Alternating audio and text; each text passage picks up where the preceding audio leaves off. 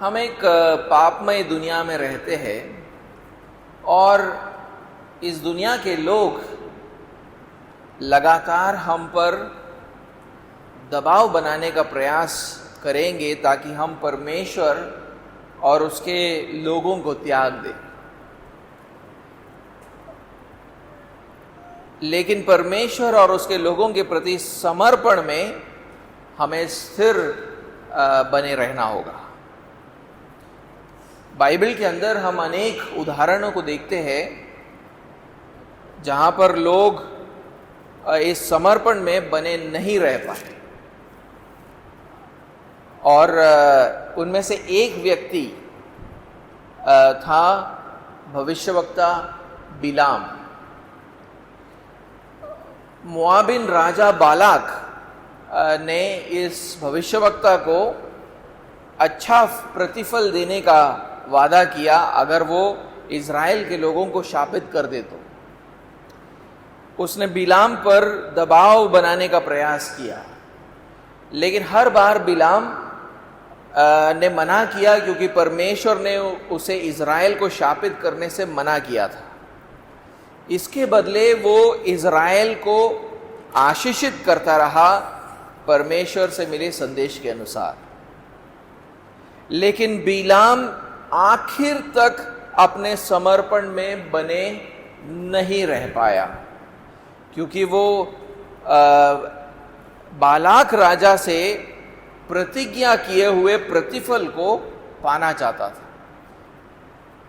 Balak राजा से कुछ तोहफा चाहता था क्योंकि वो इज़राइल को खुद शापित नहीं कर सकता था। उसने ऐसी योजना बनाई कि इज़राइल ऐसा कुछ कर दे जिसके द्वारा वो खुद शापित हो जाए।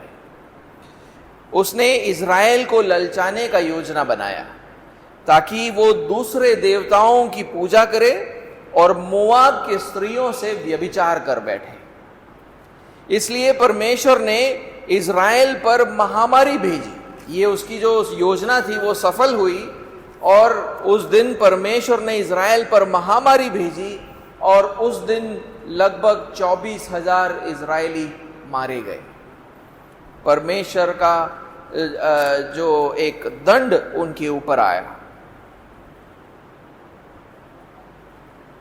बाइबल का जो भविष्यवक्ता है बिलाम, उसके बारे में बाइबल कहता है कि उसने अधर्म की मजदूरी को प्रिय जाना। लिखता है एक और किताब में लिखा है कि बिलाम भ्रष्ट था। ये बिलाम की भ्रष्टता के बारे में लिखा गया है और यीशु मसीह खुद प्रकाशित वाक्य में एक कलीसिया को बिलाम की शिक्षा से बचने को कहते हैं। लेकिन हमारे खंड में हम एक अजीब सी विडंबना को देखते हैं। एक इज़राइली स्त्री एक मोआबिन स्त्री पर दबाव बनाने का प्रयास कर रही है कि वो अपने लोग और अपने देवताओं के पास वापस चले जाएं। पहले मोआबिन राजा इज़राइलियों के खिलाफ काम कर रहा था, आज एक इज़राइली स्त्री मोआबिन स्त्री को कह रही है कि तू अपने लोगों और अपने देवताओं के पास चले जा। लेकिन हम देखते हैं कि ये मोआबिन स्त्री रूथ इज़राइल के परमेश्वर और उसके लोगों के प्रति अपने समर्पण में स्थिर बनी रहती है। तो आए हम आज के खंड को पढ़े, रूथ का पहला अध्याय 15 से 18। तब उसने कहा, देख तेरी जिठानी जो अपने लोगों और अपने देवता के पास लौट गई है, इसलिए तू अपनी जिठानी के पीछे लौट जा। रूथ बोली, तू मुझसे यह विनती ना कर, या मेरा अनुवाद ऐसा होगा, तू मुझ पर दबाव मत डाल कि मुझे त्याग या छोड़कर लौट जा, क्योंकि जिधर तू जाए उधर मैं जाऊंगी, जहां तू टिके वहां मैं टिकूंगी। तेरे लोग मेरे लोग होंगे, तेरा परमेश्वर मेरा परमेश्वर होगा। जहां तू मरेगी वहां मैं भी मरूंगी, और वहीं मुझे मिट्टी दी जाएगी। यदि मृत्यु छोड़ और किसी कारण मैं तुझसे अलग होऊं तो यहोवा मुझसे वैसा ही वरन उससे भी अधिक करे। जब उसने यह देखा कि वह मेरे संग चलने को स्थिर है, तब उसने उसे और कुछ न कहा।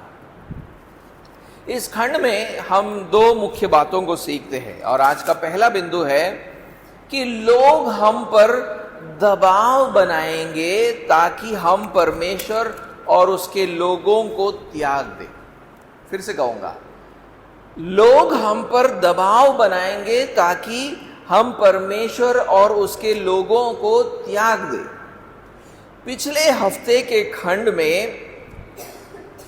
नओमी ओर्पा और रूथ दोनों से बात कर रही है ना, और उस खंड के अंत में हम देखते हैं कि कैसे ओर्पा ने नओमी को चूमकर अलविदा कह दिया। लेकिन आज के खंड में नओमी रूथ से बात कर रही है जो उससे अलग नहीं होना चाहती थी। नओमी उससे 15वें आयत के पहले भाग में कहती है, देख तेरी जिठानी तो अपने लोगों और अपने देवताओं के पास लौट गई है। ओर्पा को जाते देख नओमी उसकी ओर इशारा करके रूथ से कहती है, देख। नओमी चाहती थी कि रूथ का ध्यान ओर्पा पर लगे, और वो कहती है कि ओर्पा तो लौट गई है। लौट गई, ये जो पद है जिसका प्रयोग नओमी ने 3 बार ओर्पा और रूथ के साथ किया है। 3 बार इससे पहले नओमी ये शब्द का प्रयोग कर चुकी है, लौट गई। आप अगर ध्यान दोगे अपने बाइबल में 8वें आयत में उसने कहा था, तुम अपने अपने मायके लौट जाओ।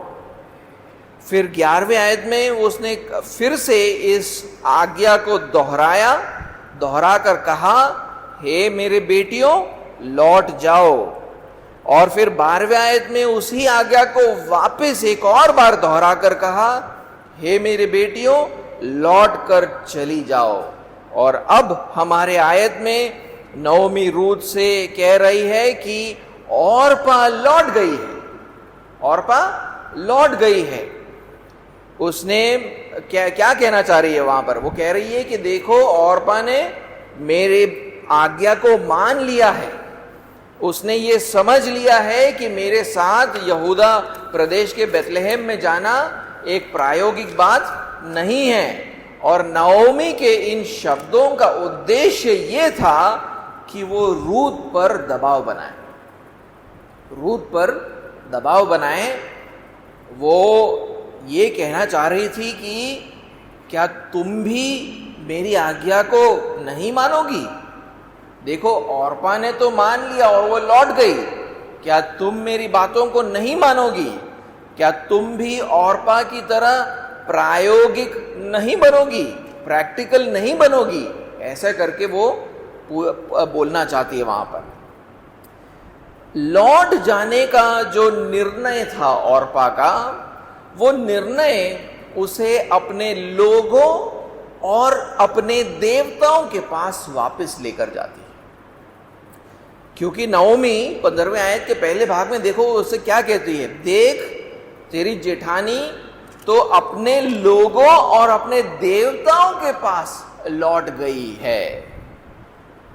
देखिए, प्रायोगिक प्रतिफलों को देखकर लिए जाने वाले निर्णयों के आत्मिक परिणाम भी होते हैं।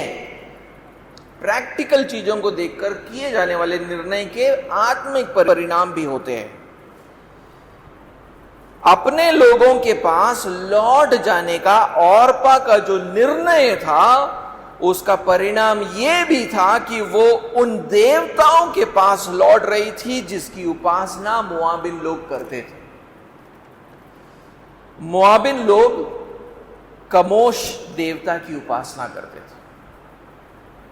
वो लोग यहूदियों के समान एक ईश्वरवादी नहीं थे, अनेक ईश्वरों में विश्वास करने वाले थे, मोनोथीस्ट नहीं थे, बल्कि अंग्रेजी जो शब्द है उनके लिए वो है हेनोथीस्ट, जिसका अर्थ है कि जो एक ईश्वर की आराधना करते हैं लेकिन दूसरे देवताओं के अस्तित्व को नकारते नहीं। इज़राइल के लोग एक ही ईश्वर पर मानते थे, मोआब के लोग एक ईश्वर की आराधना जरूर करते थे लेकिन दूसरे देवताओं के अस्तित्व पर सवाल नहीं खड़ा करते थे। मोआबिन लोग कमोश को पूजते थे क्योंकि वो ये मानते थे कि कमोश उनका संरक्षक है। वो सोचते थे कि कमोश से उनको सुरक्षा और समृद्धि प्राप्त होती है, लेकिन वो दूसरे छोटे देवताओं पर भी विश्वास करते। कमोश उनका सबसे बड़ा देवता था, लेकिन वो दूसरे छोटे देवताओं पर भी विश्वास करते थे। अपने मोआबिन कुटुंब के पास लौटकर ऑर्पा ने अपने आप को ऐसे स्थान पर रखा जहां पर वो फिर से मोआबिन धर्म के प्रभाव में फिर से पड़ गई। अपने कुटुंब के पास लौटने का मतलब था कि वो अपने पुराने मूर्ति पूजा में वापस लौट रही थी। इसलिए नओमी कहती है कि ऑर्पा अपने देवताओं के पास लौट गई है। क्या आप समझ पा रहे हैं कि नओमी के शब्दों के कारण या नओमी के सलाह के कारण ऑर्पा कहां पहुंच गई है आज?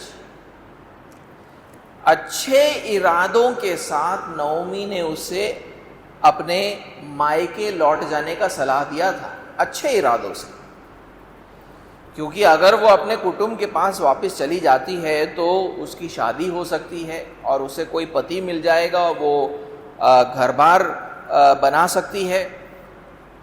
लेकिन उसका मतलब ये भी था कि ऑर्पा अपने पुराने मूर्ति पूजा के जीवन में वापस लौट जाती। हम यहां पर क्या सीख सकते हैं? हम यहां पर यह सीख सकते हैं कि हमारे जीवनों में भी हमें जो निर्णय लेने चाहिए उस पर सलाह देने वाले बहुत से लोग होंगे, सलाह देने वाले बहुत से लोग होंगे, और उनमें भी कुछ ऐसे लोग होंगे जिनका हम आदर करते हैं, जिनकी हम प्रशंसा करते हैं। उनमें से कुछ लोग हमें बहुत अच्छी अच्छी प्रायोगिक बातों का सलाह देंगे, लेकिन उस सलाह के आत्मिक परिणामों के बारे में भी हमें सोचना चाहिए। उनके सलाह का हमारे आत्मिक जीवन पर क्या नकारात्मक परिणाम पड़ेंगे उसके बारे में हमें जरूर सोचना चाहिए। और वो आत्मिक परिणाम हमें क्या करते हैं? वो जो नकारात्मक आत्मिक परिणाम है वो हमें परमेश्वर से दूर ले जाएंगे और हमें अनंत नाश की ओर ले जा सकते हैं। आपको खासकर इस बात का ध्यान जरूर रखना होगा कि आप किस प्रकार के लोगों के साथ अपने बाकी का जीवन बिताने का निर्णय करते हो। आप जिन लोगों के साथ रहोगे उनका आपके ऊपर बहुत एक बड़ा प्रभाव पड़ेगा। आप अपने जीवन का अधिकतर समय किन लोगों के साथ बिताते हो, ये आपके जीवन पर एक बड़ा प्रभाव डालेगा। अगर आप अपने आप को विश्वासियों से अलग करोगे तो आप धीरे धीरे करके एकमात्र सच्चे परमेश्वर से दूर होते जाओगे। अगर लगातार अपने आप को अविश्वासियों से घेरोगे तो आप उनके धर्म से भी नहीं बच पाओगे। आप अपने पुराने पापमय राहों पर फिर से चलने लगोगे। इसलिए दूसरे लोगों के सलाह के आत्मिक परिणामों का जरूर एक नाप तोल करना बहुत जरूरी है। दूसरे लोगों के सलाह के कारण हम निर्णय लेते हैं और वो निर्णय हमें अलग अलग जगहों तक पहुंचाते हैं, अलग अलग लोगों के पास पहुंचाते हैं। लेकिन हमें यह सोचना होगा कि ऐसे लोगों के साथ रहने में हमारे आत्मिक जीवन पर क्या असर पड़ेगा। 15वें आयत के दूसरे भाग में नओमी जो लौट जाओ शब्द का प्रयोग फिर से करती है। चौथी बार ऐसा हो रहा है कि वो इस शब्द का आज्ञा के रूप में देती है। जैसे कि मैंने 3 बार पहले पढ़ चुका, 8वें आयत में, 11वें आयत में, 12वें आयत में वो पहले बोल चुकी थी, आज्ञा दे चुकी थी कि हे बेटियों लौट जाओ।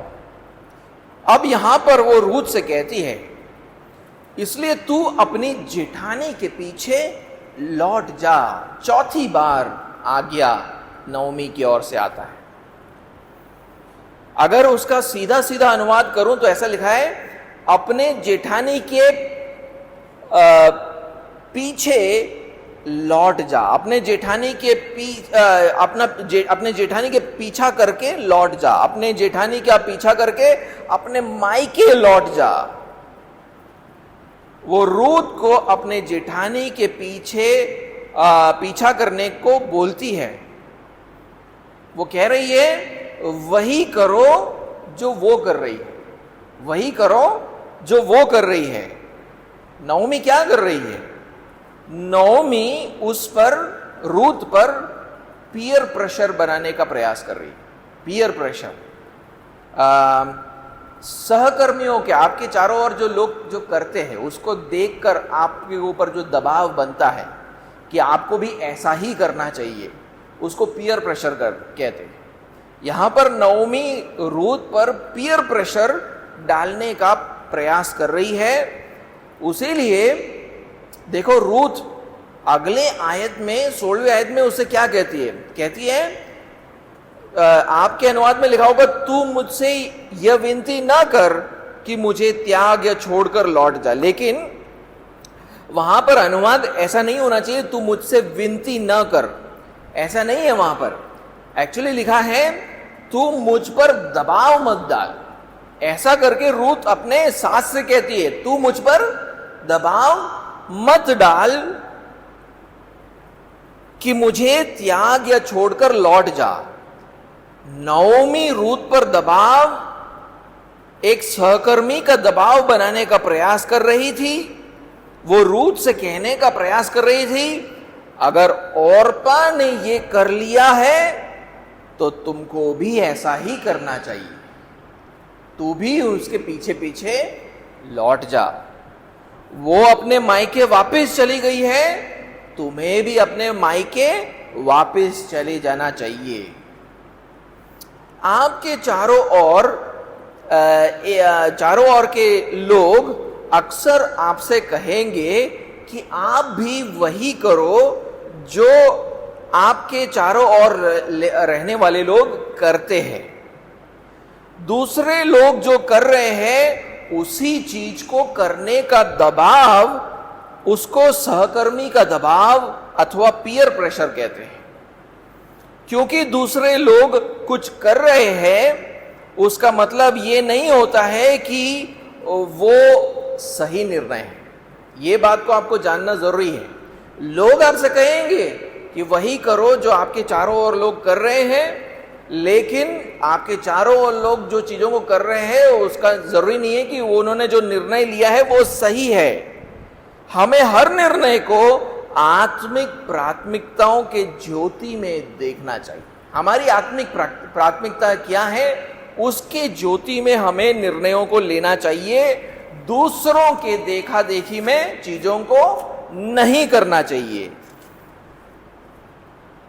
हमें सोचना चाहिए, दूसरे लोगों को कुछ करते हुए देखते हम कुछ करें उससे पहले हमको सोचना चाहिए, क्या मेरा निर्णय मुझे परमेश्वर के लोगों से दूर ले जाएगा।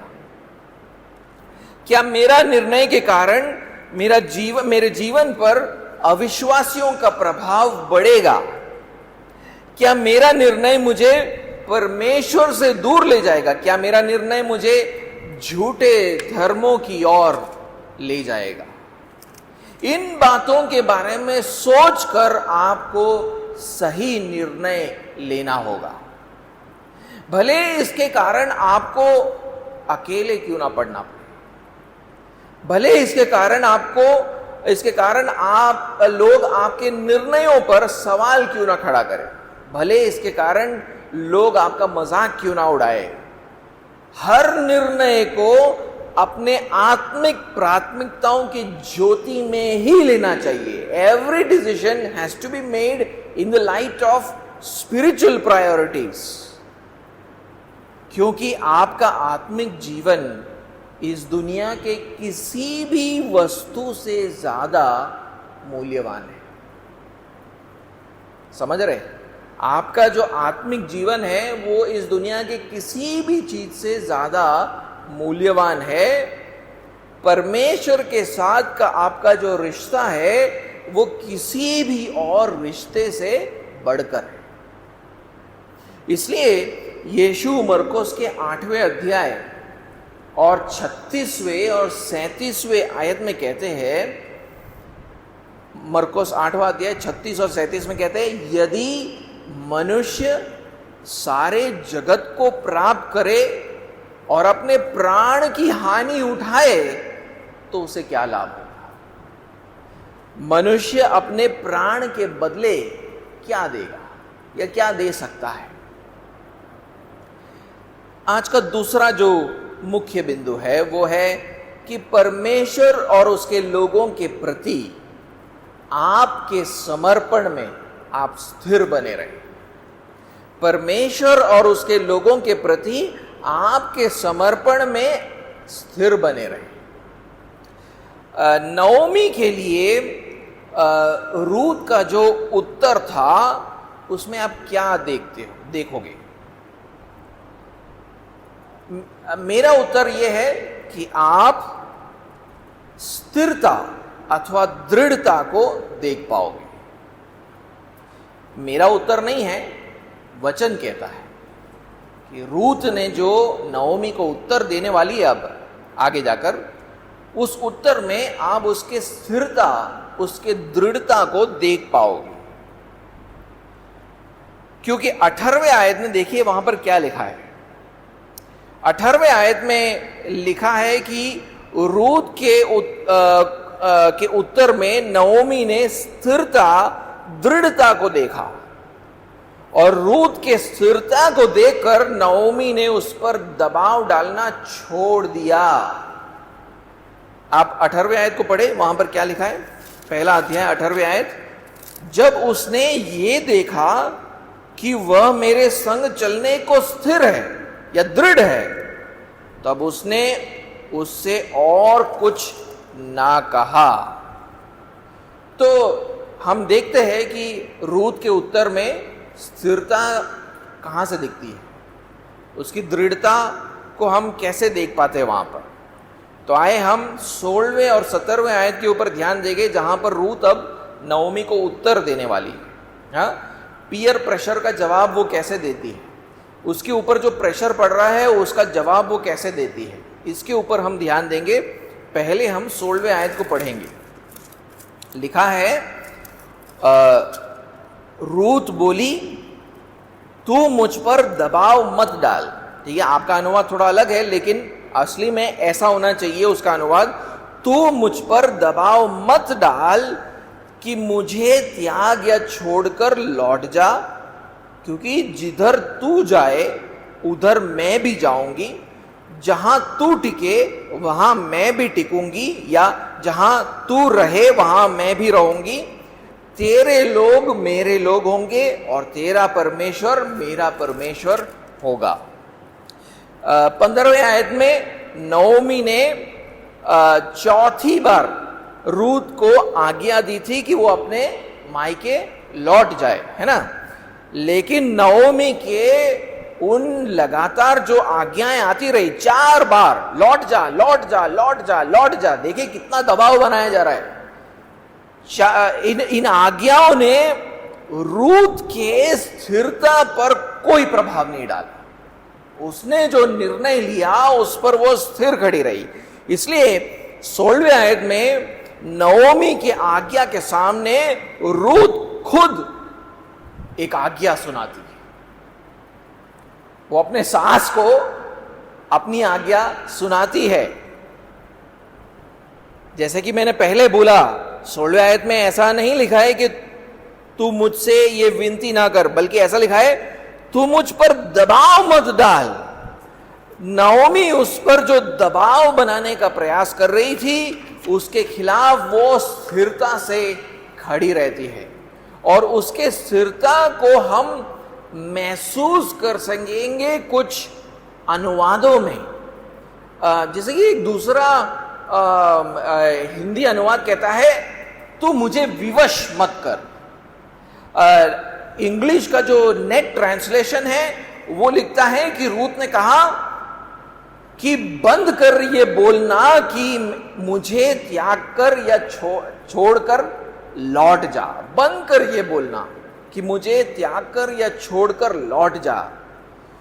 देखिए, इस बात में कोई संदेह नहीं है कि नओमी और रूथ को एक दूसरे के प्रति प्रेम और चिंता थी, लेकिन रूथ नओमी के दबाव के सामने स्थिरता से खड़े होने के लिए मजबूर हो गई, क्योंकि वो एक सही निर्णय लेना चाहती थी। लगता है कि वो एक ऐसी व्यक्ति थी जो दूसरों को अपने ऊपर गलत आत्मिक निर्णय लेने का दबाव डालने नहीं देती थी, है ना। वो लोगों को इतना फ्रीडम नहीं देती थी कि वो उतना दबाव डाले कि वो उसको गलत आत्मिक निर्णय लेना पड़े। नहीं, वो उस मामले में बहुत फर्म थी। क्योंकि आखिर में उसकी वफादारी किसके प्रति है? परमेश्वर की ओर थी। वो अपने हर निर्णय से परमेश्वर को प्रसन्न करना चाहती थी। आप आगे भी उसके शब्दों में उसके स्थिरता को देख पाओगे। वो देखिए नओमी से क्या कहती है, तू मुझ पर दबाव मत डाल कि मुझे त्याग या छोड़कर लौट जा। वो नओमी से ऐसा क्यों कहती है कि दबाव मत डाल मुझ पर? क्योंकि वो अपने निर्णय पर स्थिर थी। उसने अपना मन बना लिया था। वो नओमी से आगे कहती है, क्योंकि जिधर तू जाए उधर मैं जाऊंगी, जहां तू टिके वहां मैं भी टिकूंगी। जहां औरपा गई वहां पर जाने के बदले उसने ये संकल्प लिया कि वो वहां जाएगी जहां नओमी जाएगी। उसको बोला क्या गया था? औरपा के पीछे जाओ। वो निर्णय क्या करती है? मैं नओमी के पीछे जाऊं। उसके आत्मिक निर्णयों की जो स्थिरता है, दृढ़ता है, उसको आप वहां पर देख पाओगे। यानी सास को ऐसा जवाब देना, सोचकर देखिए कि कोई बहू और उस समय पे अपने सास को इस तरह जवाब दे रही है। ऐसा नहीं है कि वो कुछ गलत रीति से बोल रही थी, लेकिन उसके शब्दों में उसकी स्थिरता को देखिए। जहां तक आत्मिक जीवन की बात है, उसने एक बात समझ लिया था, मैं किसी को भी अपने ऊपर दबाव डालने का अनुमति नहीं दूंगी, क्योंकि मुझे जो है अपने परमेश्वर को प्रसन्न करना है, लोगों को प्रसन्न नहीं करना है। तो अगर वो नओमी के साथ जाने वाली है, उसका मतलब यह है कि मोआब में अपने मायके जाने के बदले उसने यहूदा प्रदेश के बेथलेहेम जाने का संकल्प लिया। उसने अपने सास की आज्ञा के बिल्कुल विरुद्ध जाकर चीजों को करने का संकल्प लिया है। हम रूथ के इस जो फर्म स्टैंड या एक स्थिरता, दृढ़ता, यहां तक कि वो सास को बोलती है कि तू मुझ पर दबाव मत डाल, मैंने अपना निर्णय ले लिया है, मेरे लिए जो है ये निर्णय बहुत महत्वपूर्ण है, ये मेरे आत्मिक जीवन को प्रभावित करेगा, मैं इस पर दृढ़ हूं, उसके इस जवाब को देखकर देखिए हम ये सीख सकते हैं कि विश्वासी लोग साधारण रीति से तो बहुत नम्र लोग होते हैं। विश्वासी लोग साधारण रीति से बहुत नम्र लोग होते हैं, लेकिन आप उनके विवेक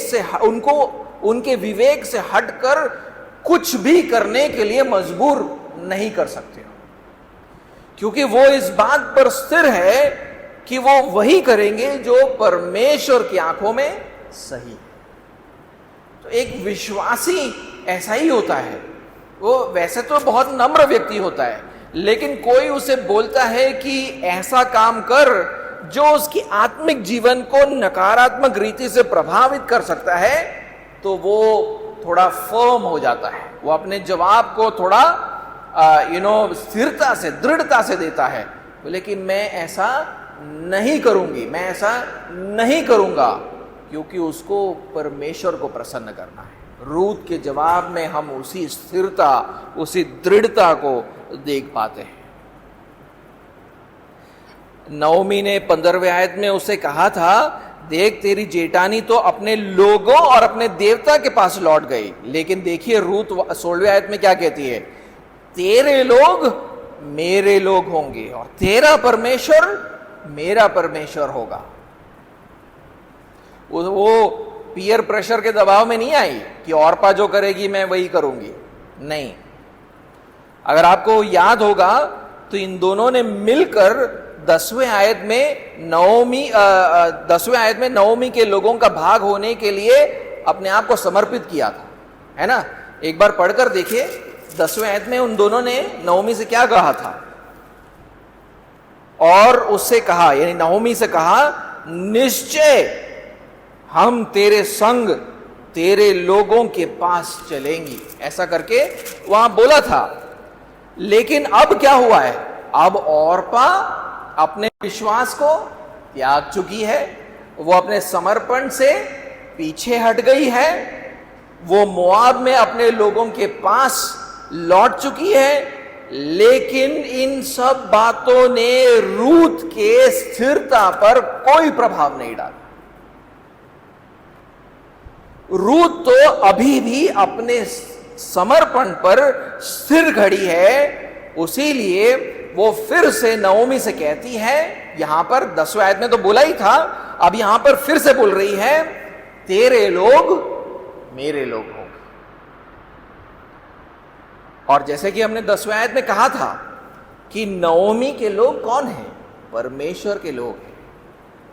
इस बात का अंगीकार करना है कि उसके लोग मेरे लोग होंगे, उसका मतलब यह था कि उनका परमेश्वर मेरा परमेश्वर है। उसीलिए इस बार रूत इस बात को जोड़ती है वहां पर कि तेरा परमेश्वर मेरा परमेश्वर होगा। उसने सिर्फ इज़राइल को अपना लोग ही नहीं बनाया, बल्कि उसने इज़राइल के परमेश्वर के पंखों के नीचे शरण लेने का निर्णय भी लिया। और आगे जाकर बोआज के शब्दों में ये साबित भी होता है। आप पढ़कर देखिए एक बार रूत का 2 अध्याय 11वें और 12वें आयत में बोआज रूत से क्या कहती है। 2 अध्याय 11 और 12। बोआज ने उत्तर दिया, जो कुछ तूने पति की मृत्यु के बाद अपनी सास से किया है, और तू किस प्रकार अपने माता पिता और जन्मभूमि को छोड़कर ऐसे लोगों में आई है जिनको तू पहले न जानती थी, ये सब मुझे विस्तार के साथ बताया गया है। यहोवा तेरे कार्य का फल दे, और इज़राइल का परमेश्वर यहोवा जिसके पंखों तले तू शरण लेने आई है, तुझे पूरा बदला दे। देखिए मैंने 2004 में 2 और लोगों के साथ बपतिस्मा लिया था। तो ये साल मेरे बपतिस्मा का 20वां एनिवर्सरी, 20th ईयर बपतिस्मा के बाद। एक व्यक्ति जिसके साथ मैंने बपतिस्मा लिया था, वो तो बपतिस्मा लेने के कुछ ही दिनों के बाद मसीह संगति छोड़कर चला गया, और मुझे पता नहीं कि दूसरे व्यक्ति का आत्मिक दशा क्या है आज। आपके साथ जिन लोगों ने आत्मिक जीवन की शुरुआत की थी, जब वो परमेश्वर और उसके लोगों को छोड़कर चले जाते हैं, तो वो बात आपके विश्वास का एक टेस्ट भी है, एक परीक्षा भी है। आपके विश्वास का परीक्षा भी है। आपके साथ ही ये लोगों ने शुरू किया था, आपके साथ बपतिस्मा लिया था, आपके साथ ही विश्वास शुरू किया था, लेकिन अब वो छोड़कर चले गए हैं। जीवन के प्रैक्टिकल चीजों को छोड़कर वो धीरे धीरे करके चले गए हैं। अब ये आपके विश्वास के लिए एक परीक्षा है। जब आपके ही कुटुंब के लोग परमेश्वर और उसके लोगों से दूर जाने लगेंगे, वो भी आपके विश्वास के लिए एक परीक्षा है। ऐसी परिस्थिति में क्या आप दर्शाओगे कि आप स्थिरता के साथ परमेश्वर पर विश्वास करोगे और स्थिरता के साथ उसके लोगों के साथ बने रहो?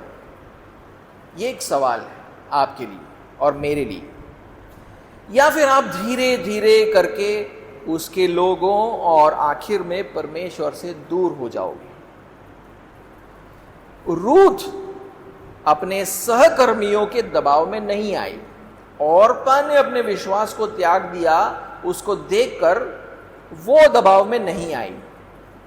वो परमेश्वर पर भरोसा करती रही और परमेश्वर के लोगों के प्रति समर्पण में स्थिर बनी रही। भले ओर्पा ने अपने समर्पण को त्याग दिया था, और ऐसे समय पर जब उस पर बहुत दबाव था कि वो भी ओर्पा के पदचिन्हों पर चले, तो उसने अपने विश्वास को बनाए रखा। आपके साथ आज क्या हो रहा है? कहां है वो लोग जिन्होंने आपके साथ मसीही सफर को शुरू किया था? आपके कुटुंबी जन, उनका आत्मिक हाल कैसा है आज? क्या वो भी मसीही संगति से धीरे धीरे कर दूर जा रहे हैं? क्या वो भी परमेश्वर से दूर होते जा रहे हैं? क्या आपके ऊपर भी दबाव बन रहा है कि आप भी उनके जैसे ही बनो? तो आप परमेश्वर से प्रार्थना करें कि आप भी वैसे ही स्थिरता को दर्शा पाए अपने जीवन में, जैसा कि रूथ यहां पर दर्शा पाती। रूथ का उदाहरण हमारे लिए बहुत बड़ा एक आदर्श है। यानी इस समय पर, जिस समय में वो रहते हैं, उस समय पर उसका जो विश्वास की जो इमारत है, वो बहुत ऊंची इमारत है। बाकी सब लोग उसके सामने बौने दिखते हैं। हमारे साथ भी ऐसा ही है। हमारे पीढ़ी में हम किस तरह विश्वास को बनाए रखेंगे, परमेश्वर और उसके लोगों के साथ कैसे खड़े रहेंगे, ये आपके पीढ़ी में एक बड़े ऊंचे इमारत की तरह होगा। आप दूसरों के लिए एक आदर्श बनोगे। नओमी और परमेश्वर के प्रति अपने समर्पण को, उसका जो समर्पण था, रूथ का जो समर्पण था, उसको दर्शाने के लिए रूथ 17वें आयत में देखो क्या कहती है। वो कहती है, जहां तू मरेगी वहां मैं भी मरूंगी और वहीं मुझे मिट्टी दी जाएगी। रूथ ऐसा समर्पण करने से अपने आप को चाहिए तो रोक सकती थी। वो किससे? नओमी से बात कर रही है ना। नओमी की मृत्यु के बाद वो चाहे तो अपने लोगों के पास लौट सकती थी और अपने देवताओं के पास लौट सकती थी। मृत्यु के बाद मोआब को अपना अंतिम विश्राम स्थान बना सकती थी। लेकिन रूत यहां पर क्या कहना चाह रही है? वो ये कहना चाह रही है नओमी से कि अब मैं पीछे नहीं हटूंगी, अब मैं पीछे नहीं मुड़ूंगी। मैंने अपने पीछे के सारे पुल जला दिए हैं। अब मेरा बाकी का जीवन परमेश्वर और उसके लोगों के लिए समर्पित है। और ये इस बात को दर्शाता है कि वो परमेश्वर और उसके लोगों के प्रति समर्पण में कितनी स्थिर थी। परमेश्वर और उसके लोगों के प्रति उसका समर्पण पूरे मन से था, अधूरे मन से नहीं था। यीशु मसीह भी अपने लोगों से ऐसे ही समर्पण की मांग करता है, हमसे ऐसे ही समर्पण की मांग करता है। और हम इसको देख सकते हैं उसके शब्दों में। आप एक बार मेरे साथ पढ़े मत्ती का 10वां अध्याय और देखिए यीशु मसीह वहां क्या कहते हैं। मत्ती का 10वां अध्याय और 34 से 39वां आयत, 34 से 39वां आयत। यह न समझो कि मैं पृथ्वी पर मिलाप कराने आया हूं। यीशु मसीह अब कह रहा है, यह न समझो कि मैं पृथ्वी पर मिलाप कराने आया हूं। मैं मिलाप कराने नहीं पर तलवार चलवाने आया हूं। मैं तो आया हूं कि मनुष्य को उसके पिता से और बेटी को उसकी मां से और बहू को उसकी सास से अलग कर दूं। मनुष्य के बैरी उसके घर ही के लोग होंगे। जो माता या पिता को मुझसे अधिक प्रिय जानता है वह मेरे योग्य नहीं, और जो बेटा या बेटी को मुझसे अधिक प्रिय जानता है वो मेरे योग्य नहीं। और जो अपना क्रूस लेकर मेरे पीछे न चले वो मेरे योग्य नहीं। जो अपने प्राण बचाता है वह उसे खोएगा, और जो मेरे कारण अपना प्राण खोता है वह उसे पाएगा। एक और जगह पर जाएंगे, लूका का 9वां अध्याय। वहां पर देखिए यीशु मसीह क्या कहते हैं। लूका का 9वां अध्याय 57वें आयत से 62वें आयत तक, 57 से 62वां आयत। जब वे मार्ग में जा रहा था, यानी यीशु जब मार्ग में जा रहे थे, तो किसी ने उसे कहा, जहां जहां तू जाएगा मैं तेरे पीछे हो लूंगा।